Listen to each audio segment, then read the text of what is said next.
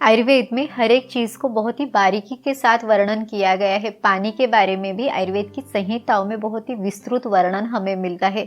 तो आज के वीडियो में हम जानेंगे कि हमारे लिए गर्म पानी अच्छा है या ठंडा पानी अच्छा है। अब इसमें ठंडा यानी फ्रिज का नहीं, तो जो नॉर्मल टेम्परेचर का पानी है या जो मटके में रखा हुआ पानी है, तो इसे हम ठंडा कहेंगे। तो हमारे लिए कौन सा पानी पीना ज़्यादा उचित है, इसके बारे में वाग्भट ऋषि ने अष्टांग हृदय इस ग्रंथ के द्रव्य विज्ञानी अध्याय में हमें पूरा इसका वर्णन दिया हुआ है कि गर्म पानी पीने के क्या फ़ायदे हैं या फिर ठंडा पानी पीने के क्या फ़ायदे हैं।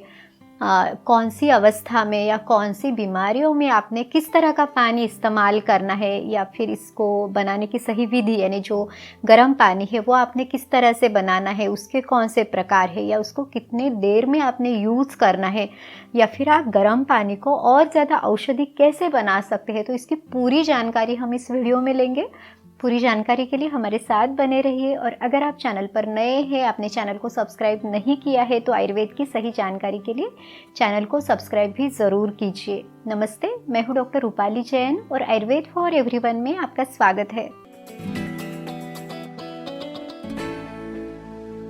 सबसे पहले हम देखते हैं कि शीतल जल के सेवन से यानी ठंडा पानी पीने से हमें क्या क्या फ़ायदे मिल सकते हैं। तो इसमें वाग्भट ऋषि कहते हैं, शीतम मदात्यय ग्लानि मूर्छा छर्दी श्रम भ्रमान तृष्णोष्ण दाह पित्तास्त्र विषान अम्यु नियच्छति। इसका अर्थ है कि शीतल जल के सेवन से मदात्यय में यानी जो लोग ड्रिंक्स ज़्यादा लेते हैं और उसके कारण उनको तकलीफ रहती है, जैसे कि उनको चक्कर आना है या फिर शरीर का बैलेंसिंग ना रहना, बहुत ज़्यादा थकान होना, तो इसके लिए ये जो शीतल जल है, ठंडा पानी है, ये उन लक्षणों को कम करता है।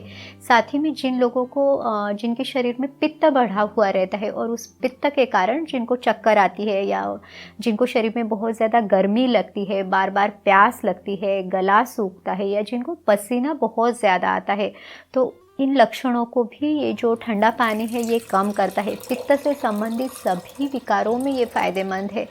साथ ही जिनके शरीर में रक्त से संबंधित कोई विकार है, यानी जो खून के दूषित होने के कारण जो विकार है, या फिर स्किन में बहुत ज़्यादा जलन होती है, या फिर हाइपर पिगमेंटेशन है, तो इस तरह की सभी समस्याओं में आप इस ठंडे पानी का सेवन कर सकते हैं। यहाँ तक कि इसे विष विकारों में यानी शरीर में अगर कोई टॉक्सिन्स वगैरह जमा है तो उनको कम करने के लिए भी ये ठंडा पानी फ़ायदेमंद है। चलिए अब देखते हैं कि गर्म पानी के सेवन से आपको क्या क्या फायदे मिल सकते हैं। तो इसमें वाग्भट ऋषि कहते हैं, दीपनम पाचनम कंठ्यम लघुष्णम बस्ति शोधनम हिक्का आत्मान अनिल श्लेष्म सद्य शुद्धि नवज्वरे कास आम पीनस श्वास पार्श्वरुषु चषते। गर्म पानी दीपन करने वाला है, यानी ये हमारे जठराग्नि को प्रज्वलित करता है, जो हमारा खाना पचाने वाला जो ये अग्नि है तो उसको बढ़ाता है, मेटाबॉलिज्म को ये इम्प्रूव करता है। साथ ही में इसे पाचन कहा गया है, यानी जो भी कुछ अपचित है, जो खाना ठीक से पचा नहीं है, जिसे आयुर्वेद में आम कहा जाता है, तो इसको भी ये पचाने का काम करता है। साथ ही में इसे कंठ कहा गया है, यानी हमारे गले के लिए, स्वर के लिए बहुत अच्छा है। अगर आपको थ्रोट इन्फेक्शन है या फिर आपका गला बैठा हुआ है, दर्द हो रहा है, तो इसमें ये बहुत ही फ़ायदेमंद है। जिन लोगों को बात बहुत ज़्यादा करना पड़ता है, जिनका इस तरह का प्रोफेशन है, जैसे कि टीचर्स वगैरह है, उनको बहुत ज़्यादा बात करनी पड़ती है, तो इन लोगों के लिए बहुत अच्छा है। साथ ही में जो सिंगर्स है तो उनके लिए भी ये बहुत अच्छा है। तो आप बीच बीच में अगर ये थोड़ा थोड़ा गर्म पानी लेते हैं तो ये गले के लिए बहुत ही ज़्यादा इफ़ेक्टिव है। साथ ही में ये गर्म पानी, इसे लघु कहा गया है, यानी ये पचने के लिए बहुत हल्का है। अब देखिए, खाने के साथ साथ ये जो पानी हम लेते हैं तो पानी को भी हमारे शरीर को पचाना पड़ता है, तो जब उसके ऊपर अग्नि संस्कार होता है तो ये पानी भी पचने के लिए बहुत हल्का होता है। गर्म पानी को बस्ति शोधक कहा गया है। तो जिन लोगों को यूरिन ठीक से नहीं होती, थोड़ी थोड़ी देर बाद जाना पड़ता है, या थोड़ी थोड़ी क्वांटिटी में ही होता है, या फिर जिनको ड्रिबलिंग की तकलीफ है, तो ये सभी लोग गर्म पानी का सेवन ज़रूर करें। तो ठीक से मूत्र की प्रवृत्ति ठीक से होने के लिए, यूरिन ठीक से निकलने के लिए भी ये गर्म पानी आपको मदद करेगा। इसके अलावा जो हिक्का विकार है, यानी जिन लोगों को बहुत ज़्यादा हिचकी आती है, तो उसको कम करने के लिए भी ये बहुत ही अच्छा है। जिन लोगों को पेट में बहुत ज़्यादा गैस लगता है, पेट में फूलापन या ब्लोटिंग रहता है, तो उस पेट के अफारे को भी ये बहुत ही अच्छी तरह से कम करता है। गर्म पानी शरीर में वात को कम करता है, कफ को भी ये कम करता है। तो कफ से संबंधित जितनी भी समस्याएं हैं, जैसे कि बहुत ज़्यादा खांसी आना या फिर बलगम बनना, या आप सांस अगर ठीक से नहीं ले पा रहे हैं, तो इन सभी समस्याओं को ये कम करता है। इसके अलावा नवज ज्वर में, यानी अभी अभी अगर आपको बुखार आया है, तो ये गर्म पानी का सेवन बहुत फ़ायदेमंद है। आयुर्वेद में इस अवस्था में शरीर में आम दोष भी बढ़ा हुआ रहता है, तो ये जो गर्म पानी है उस आम का पचन करता है। इसके अलावा जिन लोगों ने वमन, विरेचन इस तरह के पंचकर्म किए हैं, तो पंचकर्म के बाद भी उनके लिए ये गर्म पानी फ़ायदेमंद है, क्योंकि जब देखिए ये पंचकर्म किए जाते हैं तो शरीर में दोषों की शोधन प्रक्रिया है, लेकिन उसके बाद भी शरीर में थोड़े से दोष बचे हुए रहते हैं। तो इस गर्म पानी के सेवन से उन दोषों को पचाने के लिए या फिर शरीर को एक स्ट्रेंथ मिलने के लिए, ये अग्नि खुलने के लिए भी बहुत ही अच्छे से मदद मिलती है। अब देखते हैं कि पानी उबालते समय हमने क्या ध्यान रखना है, या इसके बारे में आयुर्वेद में क्या बताया हुआ है। तो इसे आप अलग अलग तरीके से ले सकते हैं। तो इसमें 4 प्रकार दिए हुए हैं। सबसे पहला है अष्टमांश शेष, यानी अगर आपने 2 लीटर पानी रखा, उसको आपने उबालने के लिए रखा, आपने उसको तब तक उबाला कि उसमें से 8वां भाग बचे, यानी 2 लीटर में से पाव लीटर यानी 250 ml पानी सिर्फ बचने तक आपने उसको उबाला, तो इसे हम कहेंगे अष्टमांश शेष। ये सबसे अच्छा है, ये पचने के लिए बहुत ज़्यादा हल्का है। दूसरा जो प्रकार है वो है चतुर्थांश शेष, यानी जो आपने 2 लीटर पानी रखा और उसमें से आपने सिर्फ आधा लीटर बचाया, तो ये हुआ चतुर्थांश शेष। तीसरा प्रकार है अर्धांश शेष, यानी आपने पानी को तब तक उबालना है कि जब तक वो आधा बचे, यानी 2 लीटर का सिर्फ 1 लीटर आपने बचाना है।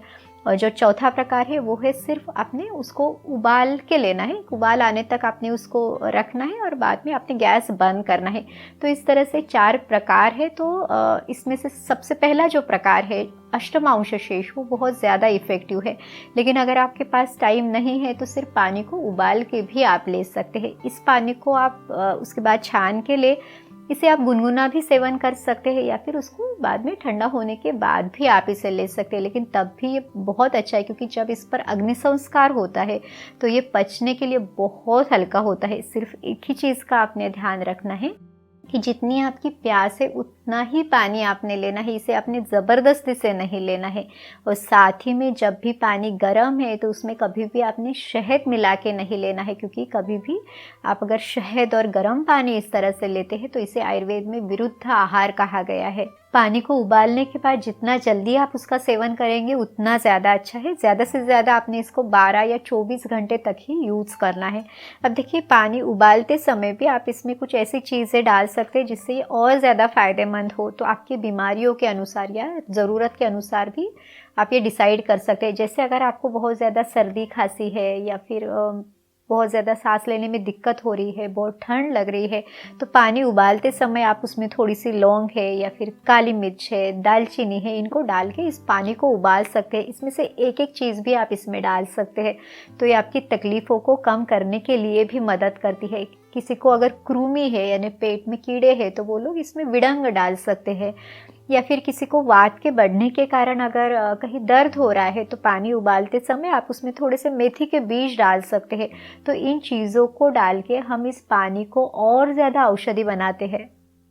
तो इस तरह से पित्त के बढ़ने के कारण जो लक्षण है, जैसे कि शरीर में बहुत ज़्यादा गर्मी लगना, या फिर बहुत थकान होना, जलन सी होना, या फिर जी मचलाना, उल्टी से जैसे लगना, तो इन अवस्थाओं में आप ठंडे पानी का सेवन कर सकते हैं। और जो कफ और वात के बढ़ने के कारण जो लक्षण होते हैं, जैसे कि आपको बिल्कुल ही भूख न लगना, या पेट में बहुत ज़्यादा भारीपन, फूलापन लगना, या फिर सर्दी खांसी जैसी तकलीफ़ अगर आपको रहती है, बहुत ज़्यादा हिचकी आती है, या फिर यूरिन से संबंधित अगर समस्या है, तो इन सभी अवस्थाओं में आपने गर्म पानी का सेवन करना है। इस तरह से बिना किसी और औषधि के सिर्फ पानी के सेवन से आप अपनी बीमारी को ठीक कर सकते हैं। उम्मीद है इस वीडियो में हमने आपको जो जानकारी दी वो आपको मदद ज़रूर करेगी। अगर ये वीडियो आपको अच्छा लगा तो लाइक, शेयर और सब्सक्राइब कीजिए। फिर मिलेंगे अगले वीडियो में। आयुर्वेद को अपनाइए, स्वस्थ रहिए। नमस्ते।